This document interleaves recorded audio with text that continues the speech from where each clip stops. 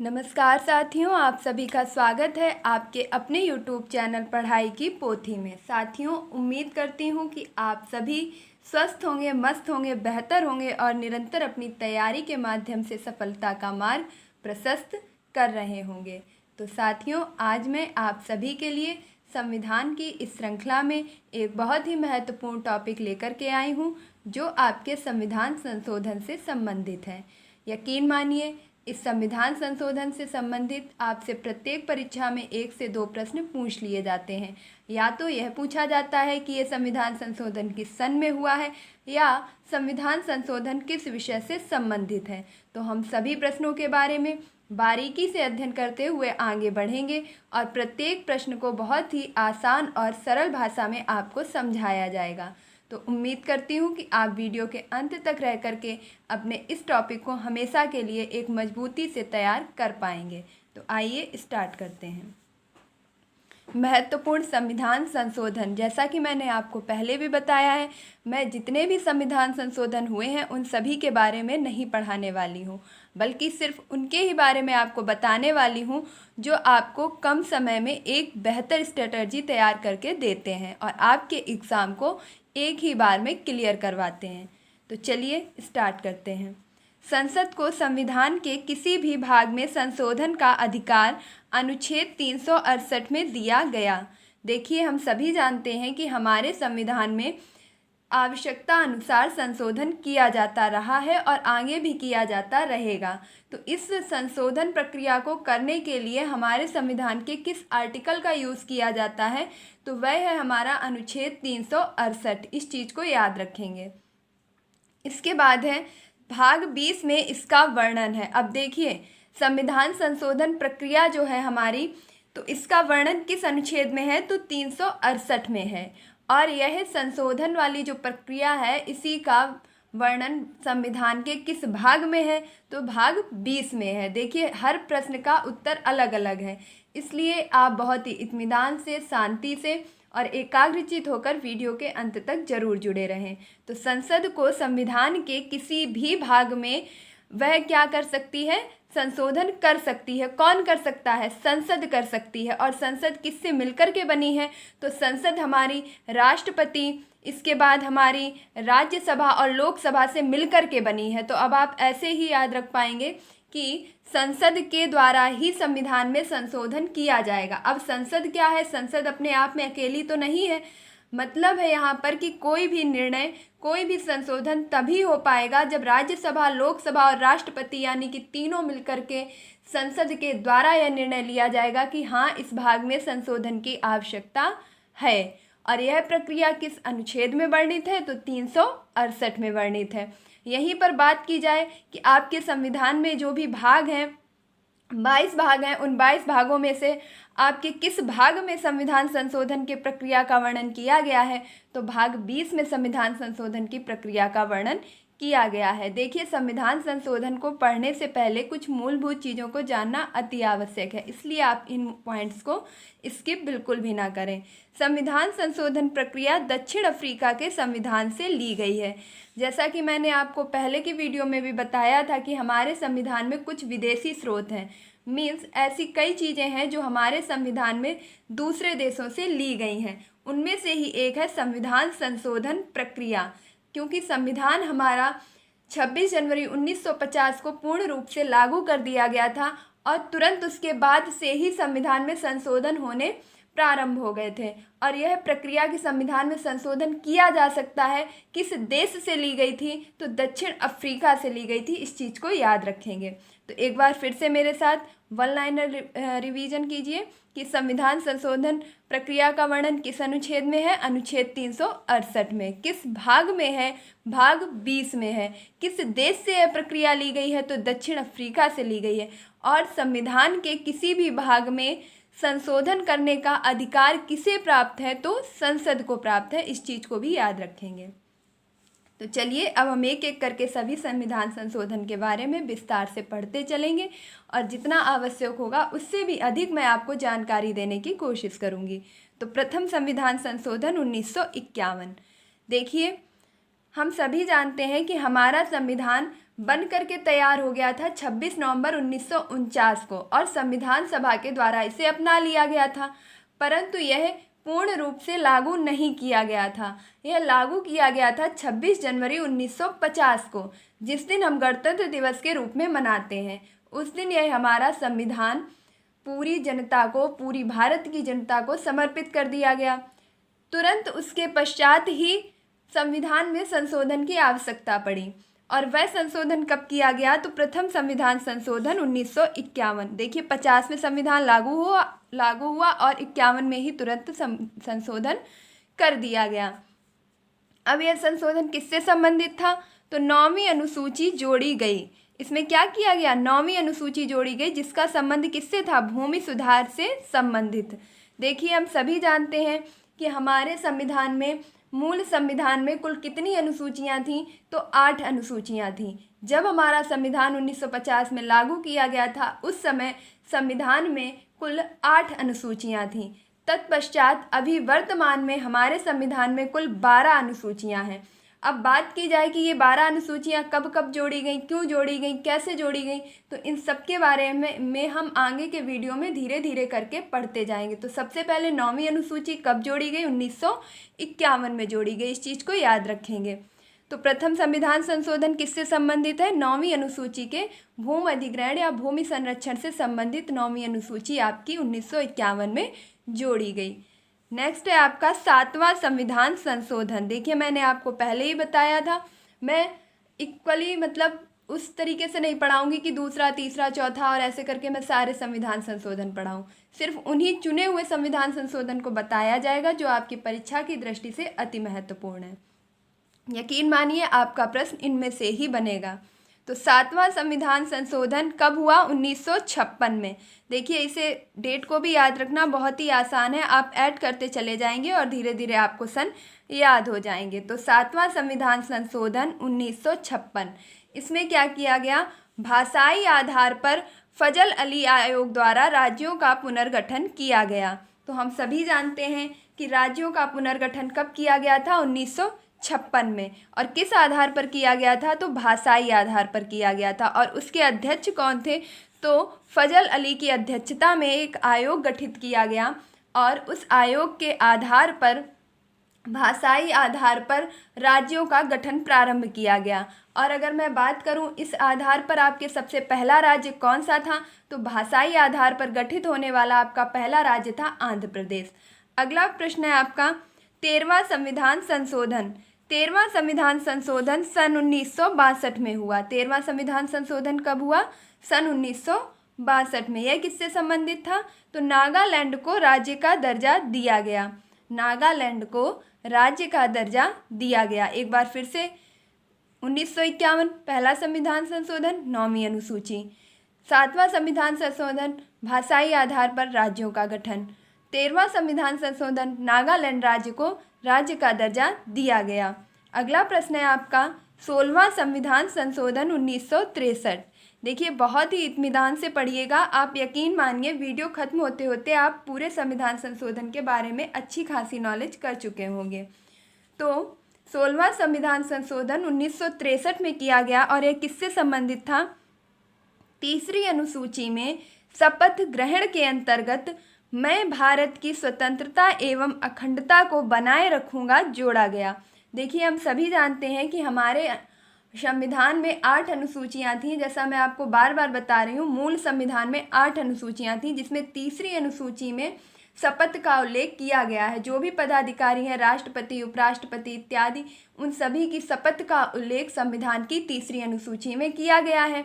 तो उसमें एक लाइन ये भी जोड़ी गई कि जब भी अब शपथ लेंगे तो इस लाइन को भी बोलेंगे कि मैं भारत की स्वतंत्रता एवं अखंडता को बनाए रखूँगा। हो सकता है आपसे प्रश्न पूछ लिया जाए कि मैं भारत की स्वतंत्रता और अखंडता को बनाए रखूँगा संबंधी शपथ संबंधी जो है आपका कथन किस संविधान संशोधन के द्वारा जोड़ा गया? तो यह है आपका 16वां संविधान संशोधन 1963 के द्वारा जोड़ा गया। नेक्स्ट क्वेश्चन है आपका 21वां संविधान संशोधन 1967। यकीन मानिए एक एक संविधान संशोधन आपकी परीक्षा की दृष्टि से बहुत ही ज़्यादा महत्वपूर्ण है, इसलिए वीडियो को स्किप किए बिना अंत तक जरूर देखिए और बेहतर होगा कि आप अपना नोट्स भी कंप्लीट कीजिए। 21वां संविधान संशोधन ये कब हुआ था? 1967 में। 21वां संविधान संशोधन 1967 में हुआ था। इसमें क्या किया गया? सिंधी भाषा को 8वीं अनुसूची में 15वीं भाषा के रूप में जोड़ा गया। One of the most important question, मैंने आपको पहले ही बताया था कि एक एक करके हम सभी चीज़ों के बारे में जानते जाएंगे कि कौन सी चीज़ें पहले नहीं थी और जब हुई तो वह किस संशोधन के द्वारा जोड़ी गई। तो हम सभी जानते हैं कि संविधान के 8वीं अनुसूची में 22 भाषाओं का उल्लेख किया गया है, परंतु आप यह भी जान लें कि जब आपका मूल संविधान बनकर के तैयार हुआ था उस समय आपके संविधान में, यानी कि बात करूं 8वीं अनुसूची में, मात्र 14 भाषाएं थीं। कितनी भाषाएं थीं? 14 भाषाएं थीं। उसके बाद आपके धीरे धीरे करके एक एक करके भाषाएं बढ़ाई गई, तो आपकी 15वीं भाषा कौन सी जोड़ी गई? सिंधी जोड़ी गई। 15वीं भाषा कौन सी जोड़ी गई? सिंधी। इस संविधान संशोधन की डेट को आप बहुत ही ज़्यादा याद रखेंगे। एक बार फिर से मेरे साथ बोलिए, सिंधी भाषा 8वीं अनुसूची में 21वां संविधान संशोधन 1967 के द्वारा जोड़ी गई। अगर आपको सन याद नहीं हो रहा है तो आप रिलेट कर लें, सिंधी 67, सिंधी 67, सिंधी 67, इस प्रकार 2-3 बार बोलिए, आपको याद हो जाएगा। तो 21वां संविधान संशोधन 1967 में सिंधी भाषा को जोड़ा गया।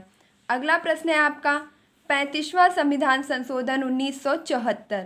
तो 35वां संविधान संशोधन 1974 को किया गया, जिसमें सिक्किम को संरक्षित राज्य का दर्जा समाप्त कर संबद्ध राज्य के रूप में भारत में प्रवेश दिया गया।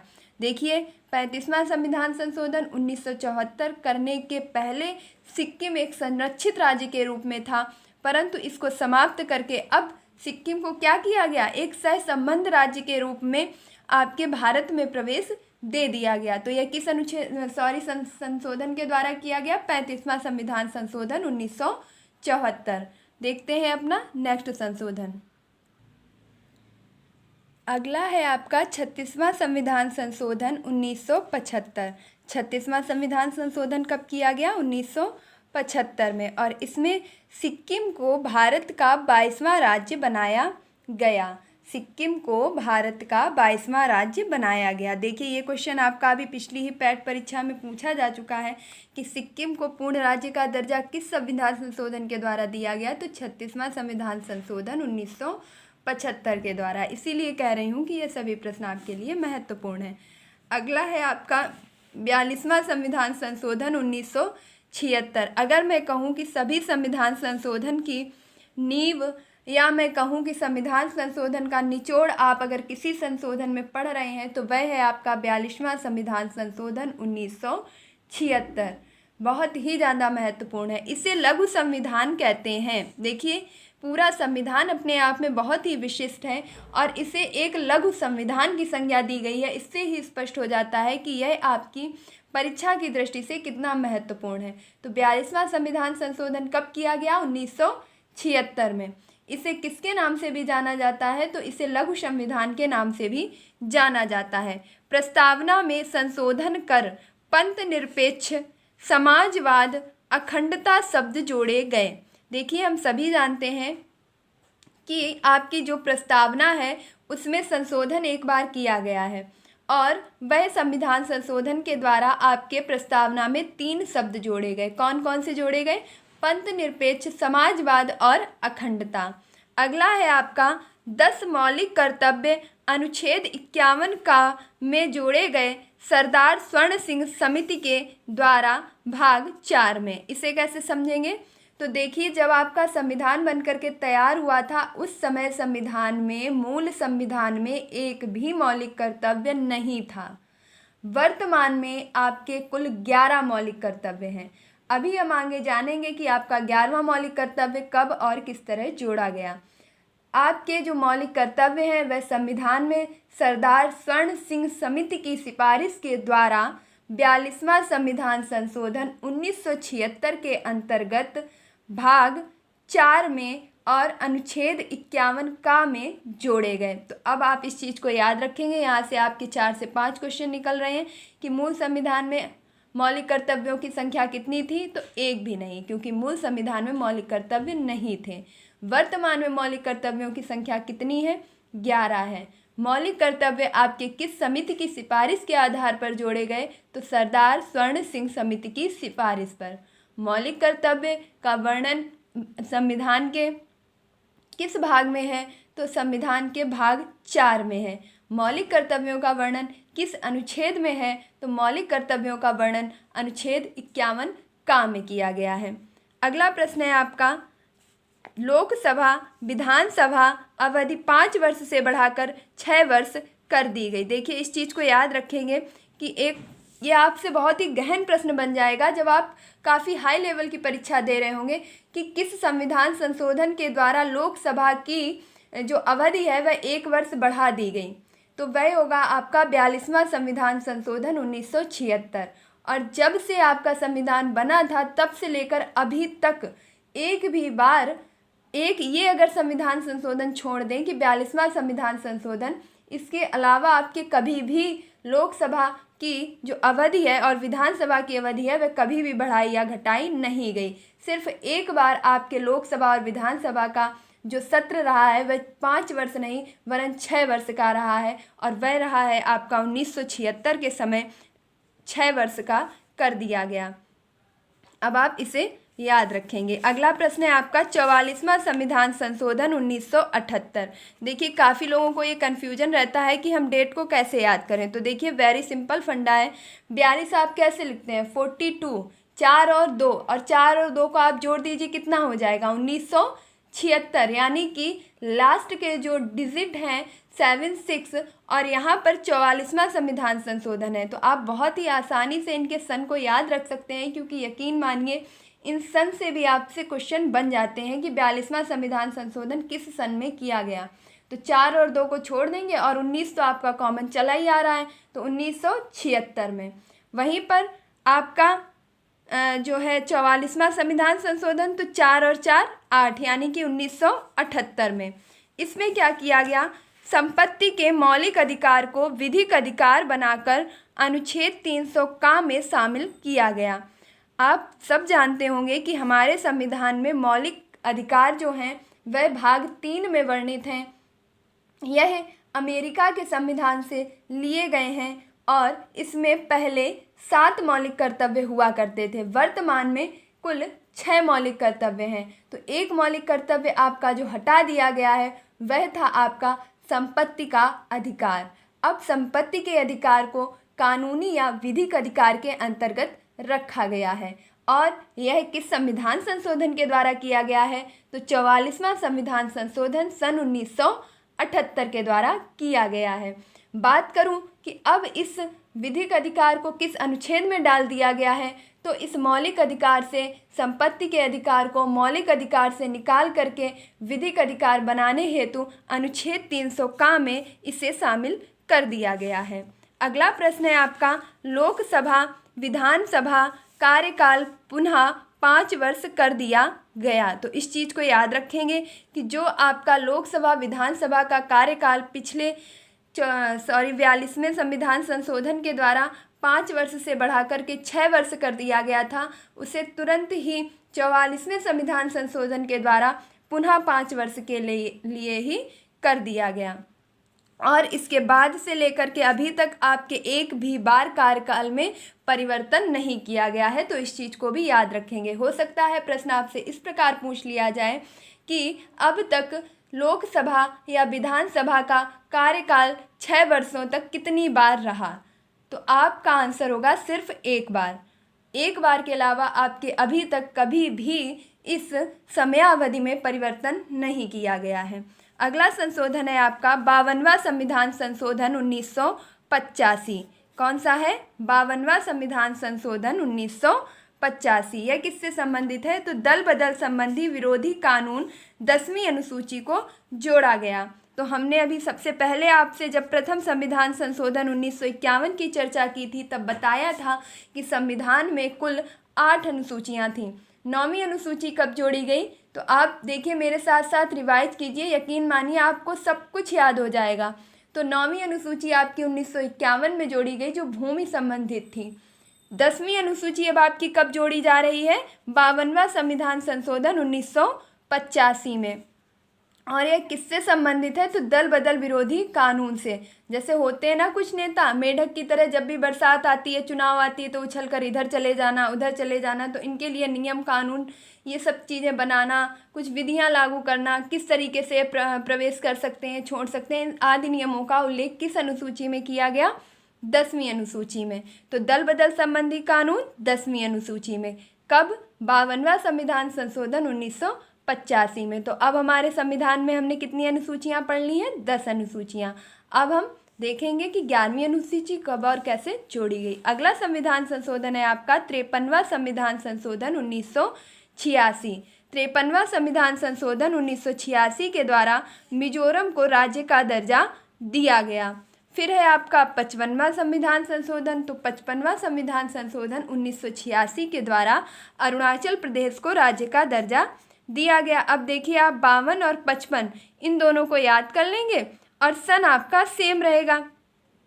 53वां संविधान संशोधन 1986, 55वां संविधान संशोधन 1986 और अभी हमने जस्ट ऊपर पढ़ा है 52वां संविधान संशोधन 1985। तो आप एक याद कर लीजिए, आप दो को रिलेट करके आराम से याद रख सकते हैं। तो 52वां संविधान संशोधन 1985 दल बदल संबंधी कानून 10वीं अनुसूची में जोड़ा गया। फिर 53वां संविधान संशोधन 1986 में मिजोरम को राज्य का दर्जा दिया गया। 55वें संविधान संशोधन 1986 में अरुणाचल प्रदेश को राज्य का दर्जा दिया गया। इसके बाद आ जाता है आपका 56वां संविधान संशोधन 1987। तो 56वां संविधान संशोधन 1987 में आपके गोवा को राज्य का दर्जा तथा दमन द्वीप को केंद्र शासित के रूप में ही रहने दिया गया। देखिए ये सिर्फ इसलिए बता रही हूँ क्योंकि कभी कभी आपसे ये पूछ लिया जाता है कि सिक्किम राज्य को कब प्रवेश दिया गया, गोवा को कब राज्य घोषित किया गया, अरुणाचल प्रदेश को कब पूर्ण राज्य का दर्जा मिला। तो इस प्रकार के प्रश्न भी आपसे पूछ लिए जाते हैं, तो इन्हें भी आप याद रखेंगे कि 56वां संविधान संशोधन के द्वारा आपके गोवा को राज्य का दर्जा दिया गया और दमन द्वीप को केंद्र शासित के रूप में ही रहने दिया गया। अब मोस्ट इम्पॉर्टेंट आपका जो संविधान संशोधन है 61वां संविधान संशोधन 1989। इसे तो आप भूल कर भी नहीं भूलेंगे कि 61वां संविधान संशोधन 1989 के द्वारा आपके मतदान की आयु 21 से घटाकर 18 कर दी गई।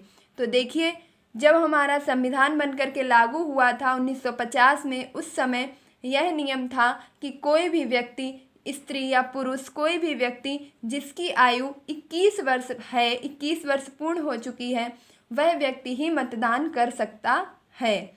इस चीज़ को परिवर्तित करके बात करूं, इसमें एक परिवर्तन किया गया किस संविधान संशोधन के द्वारा? तो 61वां संविधान संशोधन 1989 के द्वारा आयु सीमा को घटाकर 21 से 18 कर दिया गया, जो अभी तक बरकरार है। अभी हम वोट डालने की उम्र को क्या बताते हैं? 18। अगर हम 18 के हो गए हैं तो हम वोट डाल सकते हैं। यह हमें अधिकार किस अनुच्छेद या किस संविधान संशोधन के द्वारा मिला है?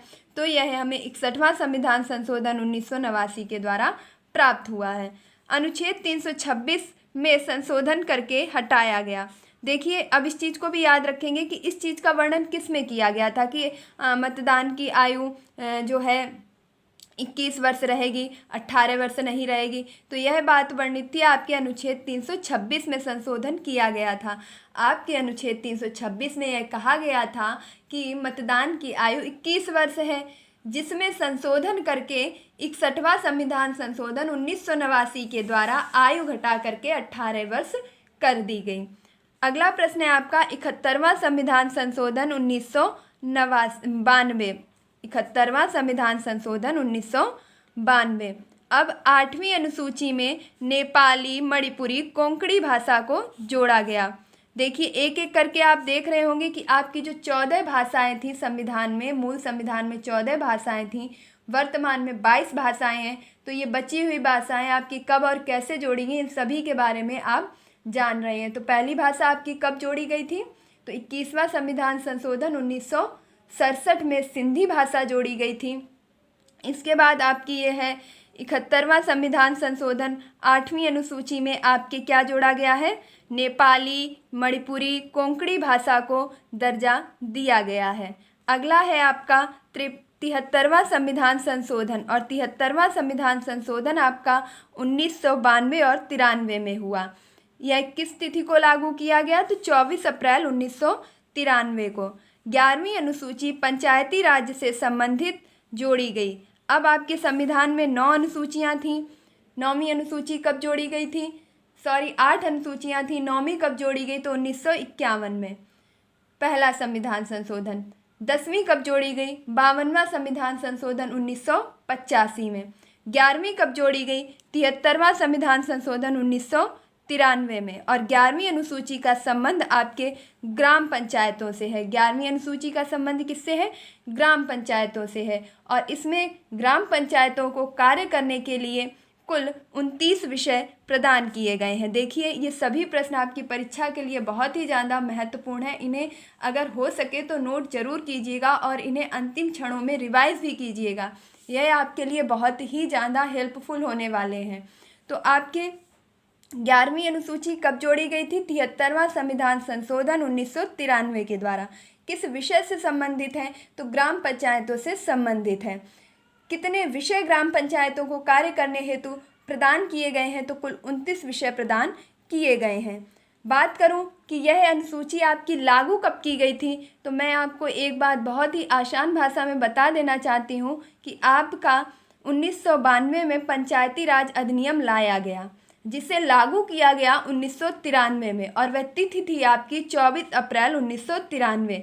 इस तिथि को ही आज भी हम सभी लोग पंचायती राज दिवस के रूप में मनाते हैं। तो अगर आपको नहीं पता है तो आप यहीं पर नोट भी कर लीजिए कि पंचायती राज अधिनियम 1992 में आया, लागू 24 अप्रैल 1993 में किया गया, जिसे हम लोग 24 अप्रैल को आज भी पंचायती राज दिवस के रूप में मनाते हैं।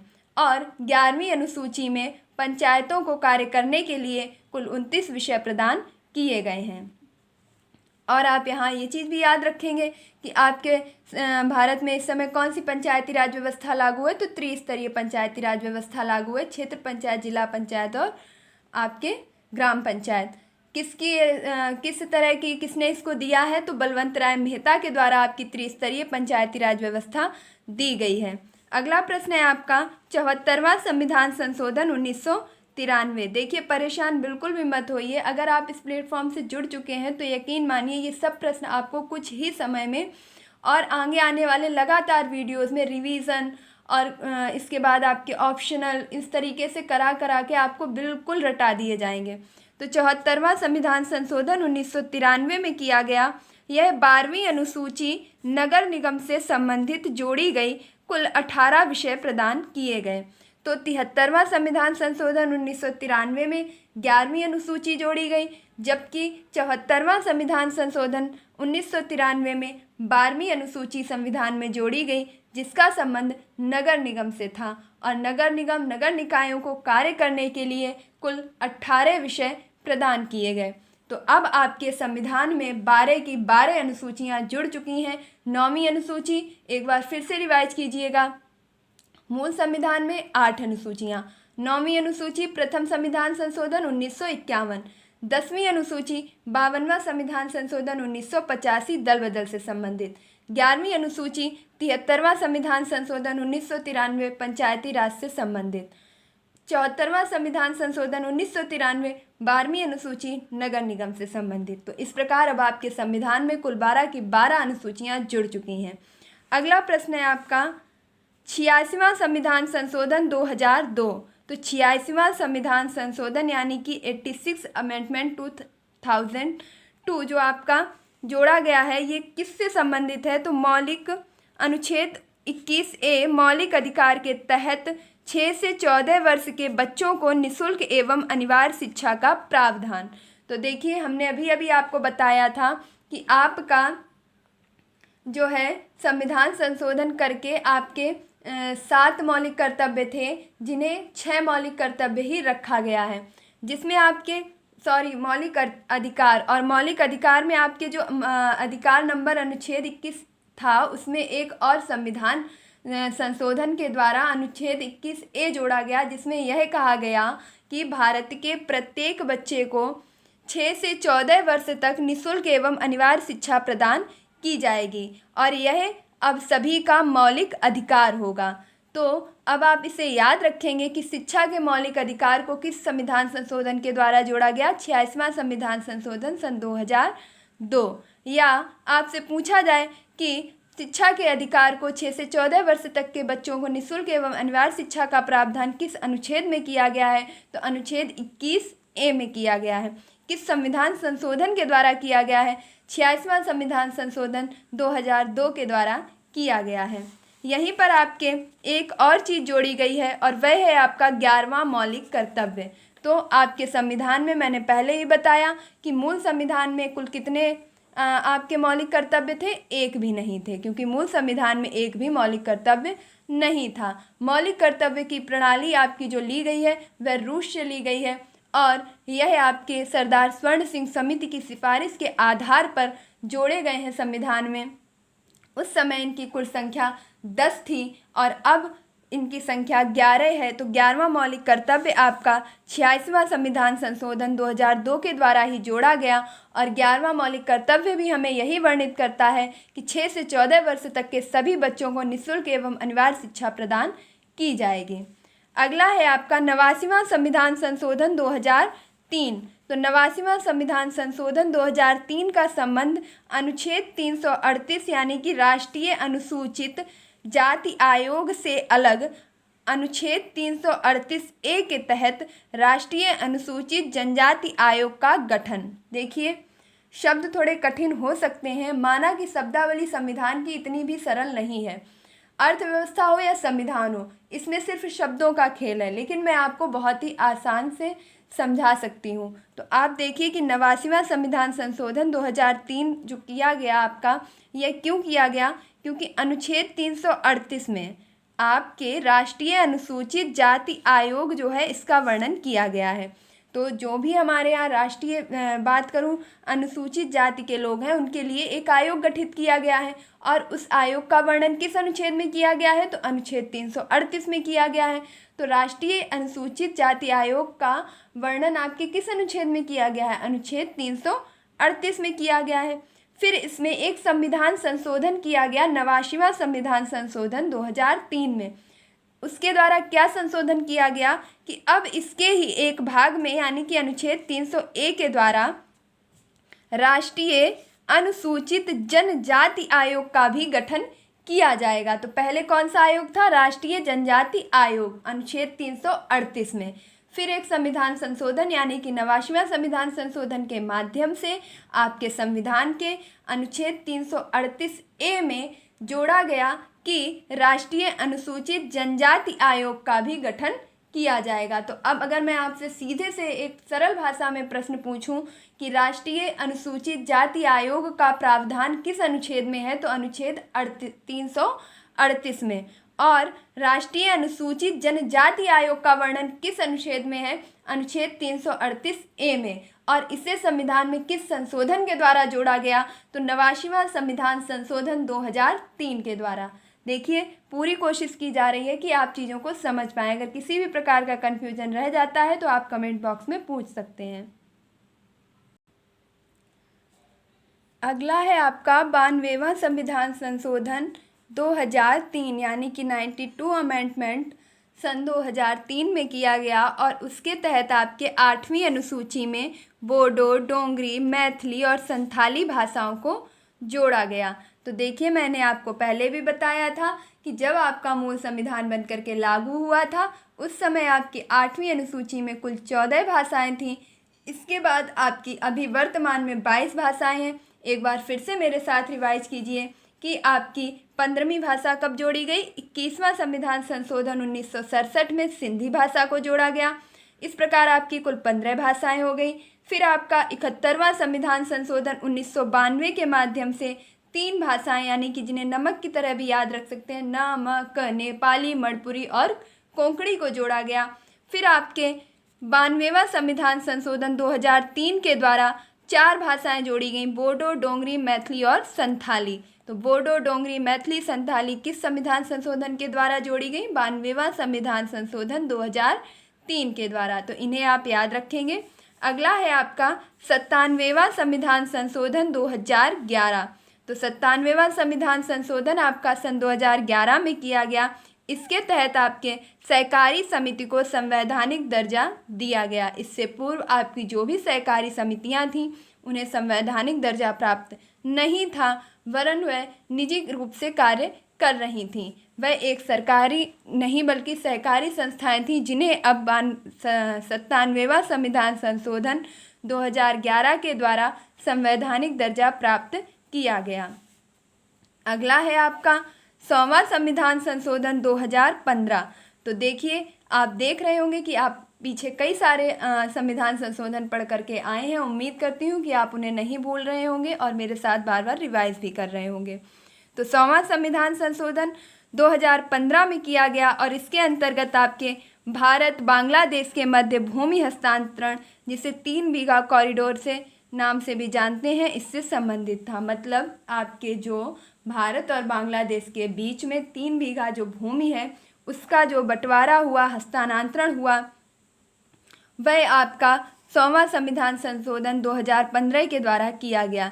यह प्रश्न आपसे कई बार पूछा जा चुका है कि बांग्लादेश के 3 बीघा कॉरिडोर से संबंधित कौन सा अनुच्छेद है, कौन सा अमेंडमेंट है, कौन सा संविधान संशोधन है। तो वह है आपका 100वां संविधान संशोधन 2015। सीधा सा याद रखिए कि 3 बीघा कॉरिडोर बांग्लादेश को, 100वां संविधान संशोधन 2015। बहुत ही आसान है। 101वां संविधान संशोधन।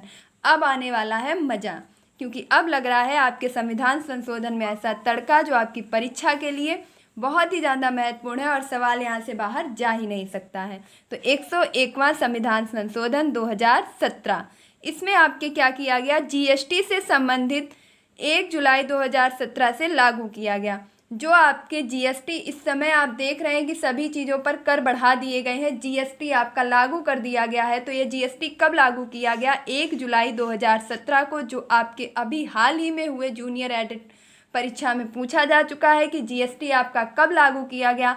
1 जुलाई 2017 से। जीएसटी किस संविधान संशोधन के द्वारा जोड़ा गया? तो 101वां संविधान संशोधन सन 2017 के द्वारा जोड़ा गया। जीएसटी आपका कैसा कर है? तो जीएसटी आपका अप्रत्यक्ष कर है। जीएसटी का पूरा नाम क्या है? तो गुड्स सर्विस टैक्स इसका पूरा नाम है और यह लागू किया गया है आपका 1 जुलाई 2017 को, जिसका संबंध आपका 101वां संविधान संशोधन से है। यह किस सन में हुआ था? 2017 में हुआ था। यह एक अप्रत्यक्ष कर है। यहीं पर बात करूं कि इसे लागू करने वाला पहला देश कौन सा था? तो वह था आपका फ्रांस। और भारत में सबसे पहले किस राज्य ने लागू किया था? तो भारत में जीएसटी लागू करने वाला पहला राज्य था असम। इन प्रश्नों को भी याद रखेंगे। अगला प्रश्न है आपका 102वां संविधान संशोधन 2018। तो 102वां संविधान संशोधन आपका सन 2018 में किया गया। इसमें क्या किया गया? अनुच्छेद 338 राष्ट्रीय अनुसूचित जाति आयोग यानी कि एससी जो कास्ट है, देखिए बहुत ही इत्मीनान से पढ़िएगा, यकीन मानिएगा अब आप कन्फ्यूज़न वाला जो है संविधान संशोधन पढ़ने वाले हैं। तो यहाँ पर आपको बहुत ही ज़्यादा ध्यान देने की ज़रूरत है कि इसे हम एक साथ देखेंगे। अनुच्छेद 338 राष्ट्रीय अनुसूचित जाति आयोग आपका किससे संबंधित था? अनुच्छेद 338 से। इसी में आपके मैंने पीछे अभी अभी पढ़ाया था कि अनुच्छेद 338A जोड़ा गया, जिसमें राष्ट्रीय अनुसूचित जनजाति आयोग को शामिल किया गया। सबसे पहले अनुच्छेद 338 में क्या था? राष्ट्रीय अनुसूचित जाति। फिर संविधान संशोधन के द्वारा इसमें 338A जोड़ा गया, जिसे राष्ट्रीय अनुसूचित जनजाति आयोग के नाम से जाना गया, यानी कि एससी आयोग और एसटी आयोग। अब एक और संविधान संशोधन किया गया, बात करूं तो उसके अंतर्गत आपके क्या किया गया कि 102वां संविधान संशोधन 2018 में किया गया और 338B जोड़ा गया। इसमें क्या किया गया? राष्ट्रीय पिछड़ा वर्ग आयोग गठित किया गया। अब देखिए सबसे पहले आपका क्या था? मैंने अभी पीछे आपको क्या पढ़ाया था? 89वां संविधान संशोधन सन 2003 के द्वारा अनुच्छेद 338 राष्ट्रीय अनुसूचित जाति आयोग यानी कि एससी में एक और अनुच्छेद जोड़ा गया, अनुच्छेद 338A, और उसमें क्या जोड़ा गया कि राष्ट्रीय अनुसूचित जनजाति आयोग गठित किया गया। अब इन दोनों के मध्य में ही, इन दोनों से ही संबंधित एक और संविधान संशोधन किया गया, 102वां संविधान संशोधन, और उसके द्वारा आपके 338B जोड़ा गया और यह कहा गया कि अब राष्ट्रीय अनुसूचित जाति आयोग यानी कि एससी आयोग, एसटी आयोग ही नहीं बल्कि राष्ट्रीय पिछड़ा वर्ग आयोग भी गठित किया जाएगा। और यह आयोग गठित किया गया किस संविधान संशोधन के द्वारा? तो 102वां संविधान संशोधन के द्वारा। अब राष्ट्रीय पिछड़ा वर्ग आयोग यानी कि आपका, अगर मैं बात करूं तो ओबीसी। देखिए बहुत ही आसान और सरल भाषा में समझिए। सबसे पहले आपका क्या था?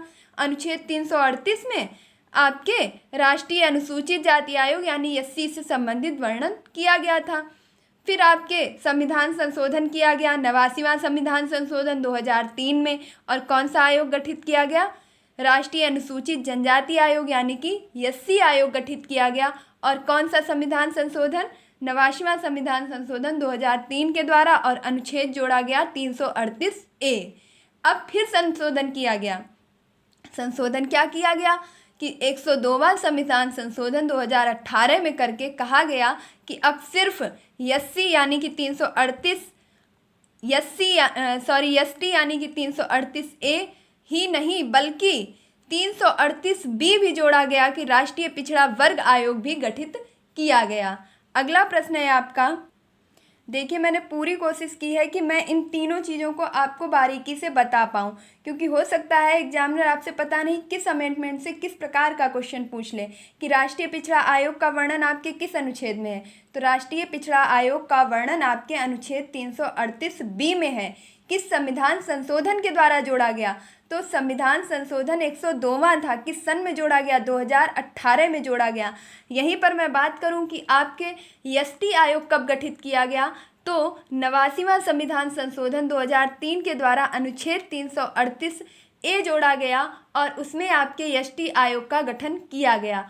और एससी आयोग का वर्णन आपका किस में है? तो अनुच्छेद 338 में है। 338 में एससी, 338A में एसटी, 338B में आपके पिछड़ा वर्ग आयोग। और किस किस संविधान संशोधन के द्वारा? तो 89वां संविधान संशोधन 2003 के द्वारा एसटी आयोग, 102वां संविधान संशोधन 2018 के द्वारा आपका ओबीसी यानी कि पिछड़ा वर्ग आयोग। तो इससे सरल मुझे नहीं लगता कि और भी समझाया जा सकता है। अगर आपको फिर भी कोई कन्फ्यूज़न है तो आप पूछ सकते हैं, क्योंकि यह प्रश्न आपके लिए बहुत ही ज़्यादा इम्पॉर्टेंट है, क्योंकि ये हाल ही में हुए संविधान संशोधन है, तो इनसे प्रश्न बनना महत्वपूर्ण हो जाता है। अगला है आपका 103वां संविधान संशोधन EWS, जो इस समय बहुत ही ज़्यादा चर्चा में है कि आर्थिक आधार पर आपके आरक्षण प्रदान करना।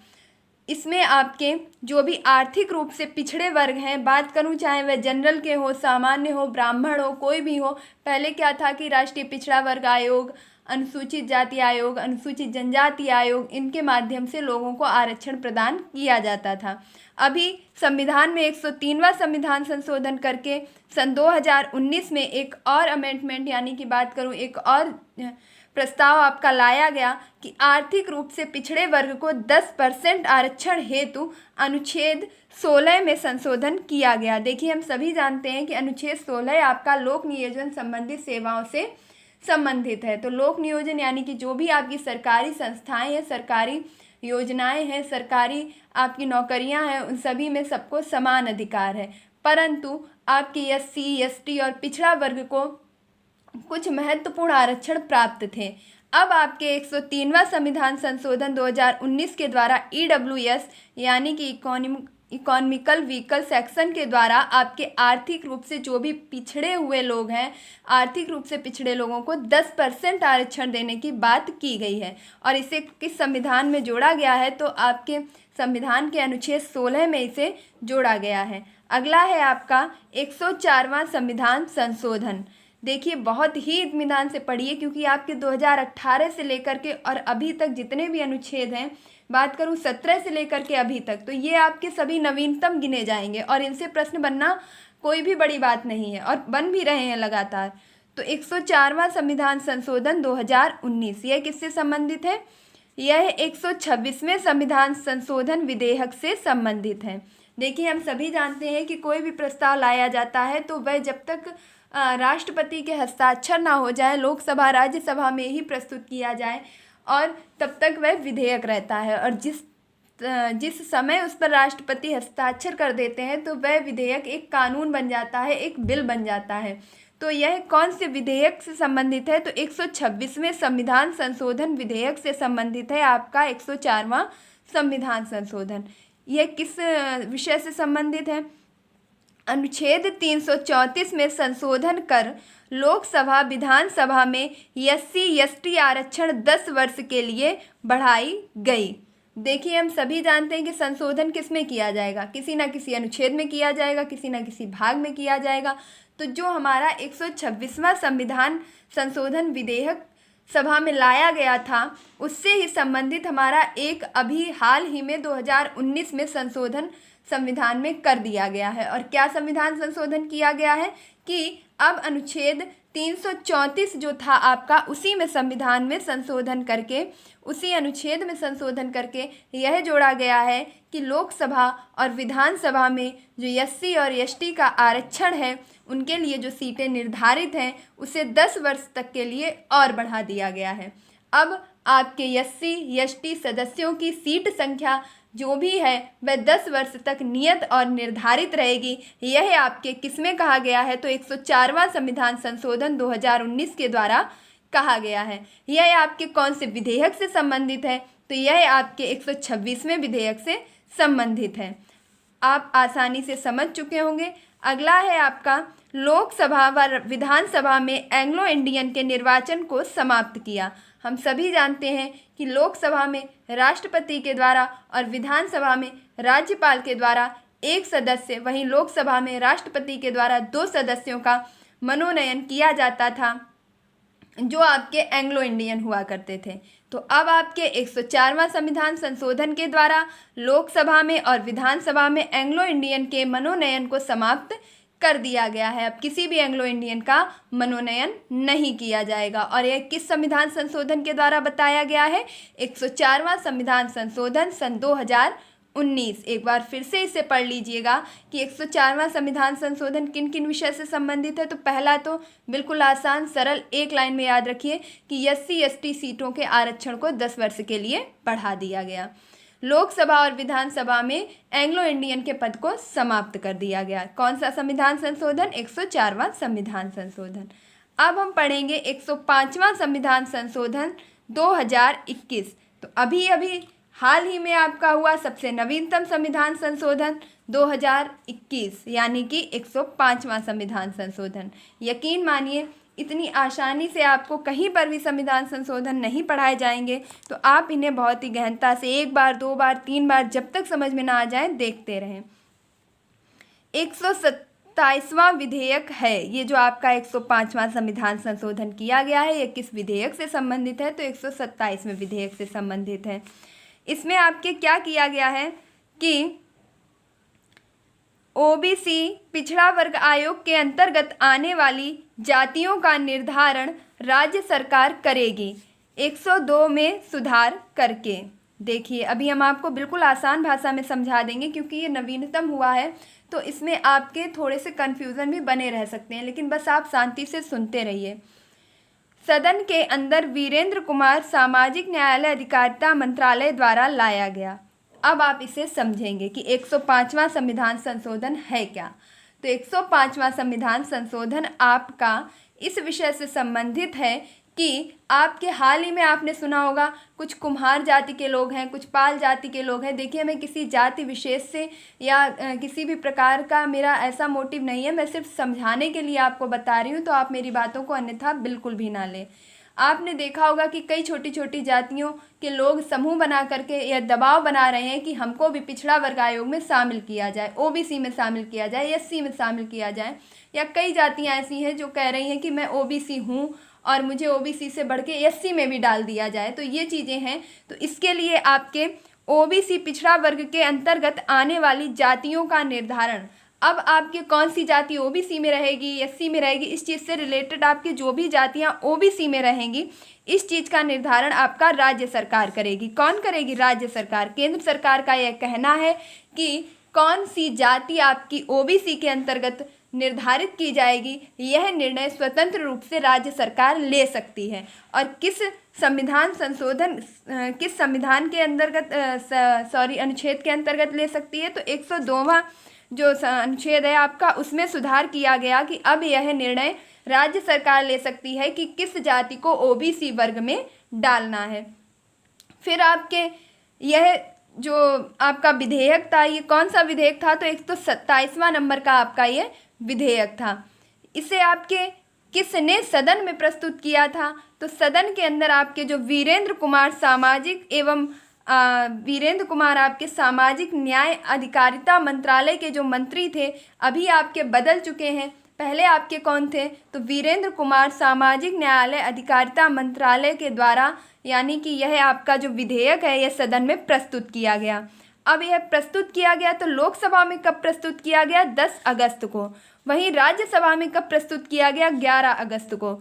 और जस्ट आपके 18 अगस्त को राष्ट्रपति ने इस विषय पर हस्ताक्षर करके इस विधेयक को एक बिल या कानून का रूप दे दिया। हो सकता है कि आपको थोड़ा सा कन्फ्यूज़न रह गया हो, एक बार फिर से समझ लीजिए। 105वां संविधान संशोधन पिछड़ा वर्ग जाति आयोग से संबंधित है, जिसमें स्वतंत्र रूप से राज्य सरकार यह निर्णय लेगी कि किस जाति को ओबीसी वर्ग में डालना है, किस जाति को ओबीसी वर्ग में निर्धारित करना है। यह बिल आपका यह विधेयक आपका कौन से नंबर का था? तो 127वां विधेयक था आपका। लोकसभा में कब प्रस्तुत किया गया? 10 अगस्त को। राज्यसभा में कब प्रस्तुत किया गया? 11 अगस्त को। राष्ट्रपति ने हस्ताक्षर कब किए? 18 अगस्त को। किसने यह प्रस्ताव आपका सदन में प्रस्तुत किया? तो उस समय आपके सामाजिक एवं न्याय अधिकारिता मंत्री थे वीरेंद्र कुमार, और उन्होंने यह प्रस्ताव आपका प्रस्तुत किया था। तो 105वां संविधान संशोधन आपका ओबीसी पिछड़ा वर्ग के आयोग अंतर्गत आने वाली जातियों का निर्धारण राज्य सरकार के द्वारा किया जाएगा, इस विषय से संबंधित है। उम्मीद करती हूँ कि अब आप इसे अच्छे से समझ पाए होंगे। अगला अगर मैं बात करूं तो 104वां आपका जस्ट पीछे किससे संबंधित था? तो संविधान संशोधन विधेयक आपका संबंधित था SC ST आरक्षण को 10 वर्ष के लिए बढ़ा दिया जाएगा। जो भी आपके सदन में SC और ST की निर्धारित सीटें हैं, वह आपके आने वाले 10 साल तक यथास्थिति बनी रहेंगी। उनमें किसी भी प्रकार का बात करूं तो परिवर्तन नहीं किया जाएगा। और लोकसभा विधानसभा में एंग्लो इंडियन के पद को समाप्त कर दिया गया। 103वां आपके किससे संबंधित था? तो EWS यानी कि आर्थिक रूप से पिछड़ों को भी 10% आरक्षण दिया जाएगा। वहीं आपका अगर मैं बात करूं कि 102वां किससे संबंधित था? तो 102वां संविधान संशोधन आपका जो संबंधित था वह था आपका राष्ट्रीय पिछड़ा वर्ग आयोग का गठन, यानी कि अनुच्छेद 338 में आपके SC आयोग है, अनुच्छेद 338A में आपके ST आयोग है, अनुच्छेद 338B में आपके पिछड़ा वर्ग आयोग है, और 21 संविधान संशोधन के द्वारा जोड़ा गया तो 102वें संविधान संशोधन के द्वारा जोड़ा गया। 101वां संविधान संशोधन आपका 2017 में किया गया, जो GST आपके अप्रत्यक्ष कर को लागू किया गया 1 जुलाई 2017 को। और वहीं पर 100वां संविधान संशोधन 2015 में किया गया, जो भारत बांग्लादेश के मध्य भूमि हस्तांतरण 3 बीघा कॉरिडोर से संबंधित है। तो उम्मीद करती हूँ ये जो भी नवीनतम संविधान संशोधन है 2015 से लेकर के 2021 तक, इन्हें आप बिल्कुल भी नहीं भूलेंगे। एक बार फिर से क्विक और फास्ट रिवीजन मेरे साथ, जो मुझे लग रहा है कि आपकी परीक्षा की दृष्टि से अति महत्वपूर्ण है, उन्हें मैं रिवाइज ज़रूर करवाऊँगी। जैसे प्रथम संविधान संशोधन 1951 में आपका 9वीं अनुसूची जोड़ी गई, जो भूमि सुधार से संबंधित है। इसके बाद आपका मोस्ट इम्पॉर्टेंट आ जाता है 21वां संविधान संशोधन 1967 में सिंधी भाषा जोड़ी गई, जो 15वीं भाषा संविधान की बनी, और यह कब हुआ? तो 1967 में। इसके बाद आपका आ जाता है 42वां संविधान संशोधन, जिसे लघु संविधान संशोधन के नाम से भी जानते हैं, 1976 में किया गया। पंथनिरपेक्ष, समाजवाद, अखंडता शब्द जोड़े गए और मौलिक कर्तव्यों को भी जोड़ा गया। अनुच्छेद 51 का भाग 4 में सरदार स्वर्ण सिंह समिति की सिफारिश पर कुल 10 मौलिक कर्तव्य जोड़े गए। लोकसभा और विधानसभा के कार्यकाल को 5 वर्ष से बढ़ाकर 6 वर्ष कर दिया गया। जस्ट आपके 44वां संविधान संशोधन 1978 के द्वारा यह कार्यकाल पुनः 5 वर्ष का कर दिया गया और आपके मौलिक अधिकारों की संख्या जो कि 7 थी उसे 6 कर दिया गया और आपके 7वें मौलिक अधिकार यानी कि संपत्ति के अधिकार को एक विधिक अधिकार बना करके अनुच्छेद 300 का में जोड़ दिया गया। 52वां संविधान संशोधन 1985 में जोड़ा गया जो आपकी 10वीं अनुसूची से संबंधित था। आपके दल बदल संबंधी कानून इसी से संबंधित है। तो 9वीं अनुसूची 1951 में, 10वीं अनुसूची 52वां संविधान संशोधन 1985 में। अगला है आपका 61वां संविधान संशोधन। इसके द्वारा आपके मतदान की आयु को 21 वर्ष से घटा करके 18 वर्ष कर दिया गया। और 71वां संविधान संशोधन 1992 में आपके 8वीं अनुसूची में नेपाली, मणिपुरी और कोंकणी भाषा को जोड़ा गया। वहीं पर है आपका 73वां संविधान संशोधन जिसमें आपके 24 अप्रैल 1993 को लागू करके पंचायती राज व्यवस्था लागू की गई और पंचायती ग्राम पंचायत से संबंधित आपका 73वां संविधान संशोधन है जिसमें ग्राम पंचायत को कार्य करने के लिए कुल 29 विषय प्रदान किए गए हैं। फिर है आपका 74वां संविधान संशोधन 12वीं अनुसूची से संबंधित नगर निगम से संबंधित जिसमें कुल कार्य करने हेतु 18 विषय प्रदान किए गए हैं। तो मूल संविधान में कुल कितनी अनुसूचियां थीं? 8 अनुसूचियां थीं। वर्तमान में कुल कितनी अनुसूचियां हैं? 12 अनुसूचियां हैं। 9वीं अनुसूची प्रथम संविधान संशोधन 1951 में, 10वीं अनुसूची 52वां संविधान संशोधन 1985 में, 11वीं अनुसूची 73वां संविधान संशोधन 1993 में, 12वीं अनुसूची 74वां संविधान संशोधन 1993 में। मूल संविधान में आपके कितनी भाषाएं थीं? तो 14 भाषाएं थीं। 15वीं भाषा आपकी कब जोड़ी गई? तो 21वां संविधान संशोधन 1967 में सिंधी भाषा जोड़ी गई। 71वां संविधान संशोधन 1992 में आपकी नेपाली, मणिपुरी, कोंकणी यानी नमक से आप याद रख सकते हैं। 71वां संविधान संशोधन 1992 में नेपाली, मणिपुरी और कोंकणी भाषा जोड़ी गई। इसके बाद है आपका जो है 92वां संविधान संशोधन और 92वां संविधान संशोधन 2003 के द्वारा आपकी बोडो, डोंगरी, मैथिली और संथाली भाषा जोड़ी गई। इस प्रकार अब वर्तमान में आपके संविधान में कुल 22 भाषाएं हैं। 86वां संविधान संशोधन 2002 के तहत आपके अनुच्छेद 21A मौलिक अधिकार में 6 से 14 वर्ष के बच्चों को निःशुल्क एवं अनिवार्य शिक्षा का प्रावधान किया गया और वहीं पर आपके एक 11वां मौलिक कर्तव्य भी जोड़ा गया जिसमें यह कहा गया कि 6 से 14 वर्ष तक के सभी बच्चों को निःशुल्क एवं अनिवार्य शिक्षा प्रदान की जाएगी। और अभी हाल ही में हुआ 105वां संविधान संशोधन किस विषय से संबंधित है? तो जातियों को पिछड़े वर्ग में डालने का निर्णय आपका पूर्णतः राज्य सरकार के द्वारा लिया जाएगा। यह विधेयक आपका 127वां नंबर का था और सदन में रखा किसने था? तो वीरेंद्र कुमार ने रखा था। लोकसभा में 10 अगस्त, राज्यसभा में 11 अगस्त और राष्ट्रपति के द्वारा 18 अगस्त को इस बिल पर साइन किए गए। क्योंकि यह आपका नवीनतम संविधान संशोधन है तो इससे कई प्रश्न निकल सकते हैं। तो उम्मीद करती हूँ साथियों कि आपको मेरे द्वारा बताए गए ये महत्वपूर्ण संविधान संशोधन समझ में आए होंगे। हो सकता है कि आपको अभी एक बार में याद ना हुए हों, कोई भी बात नहीं है क्योंकि कोई भी चीज़ एक बार पढ़ने में याद नहीं होती है। पढ़ना अपनी जगह है और रिवीजन करना अपनी जगह है। अभी आपने सिर्फ पढ़ा है, जब इसे आप 1 से 2 बार 3 बार रिवीजन करेंगे तो यकीन मानिए आप भी इन प्रश्नों को बहुत ही आसानी से समझ पाएंगे। और यह सभी प्रश्न आपकी परीक्षा की दृष्टि से बहुत ही ज़्यादा हेल्पफुल है, महत्वपूर्ण है। तो प्लीज़ इस वीडियो को अंत तक देखिए, ज़्यादा से ज़्यादा शेयर कीजिए, लाइक कीजिए। अगर आपको यह मेहनत अच्छी लगी है, क्वेश्चंस अच्छे लगे हैं इनका, जो अगर मैं बात करूं कि मैंने जो भी व्याख्या दी है वह आपको समझ आई है, तो प्लीज़ इस वीडियो को लाइक ज़रूर कीजिएगा। अपने फ्रेंड्स में, अपने साथियों में ज़्यादा से ज़्यादा शेयर कीजिए। आपने पढ़ा है, आप औरों को भी पढ़ाइए, पढ़िए, पढ़ाइए, चैन बनाइए और इसी तरह पढ़ाई की पोथी से जुड़े रहिए। मिलती हूँ अपने नेक्स्ट वीडियो में। तब तक के लिए खुश रहिए, मस्त रहिए और पढ़ाई में निरंतरता बनाए रखिए। तब तक के लिए इस वीडियो को 2 बार, 3 बार, 4 बार तब तक देखिए जब तक आपको ये सारे संविधान संशोधन अच्छे से याद ना हो जाए। यकीन मानिए ये सभी आपकी परीक्षा में ज़रूर छपने वाले हैं। तो धन्यवाद। लाइक, शेयर और सब्सक्राइब करना बिल्कुल भी ना भूलें। कम समय में बेहतर कंटेंट के लिए पढ़ाई की पोथी को ज़रूर सब्सक्राइब करें। अपने माता पिता और गुरुजनों का सम्मान करें। मिलती हूँ अपने नेक्स्ट वीडियो में। धन्यवाद।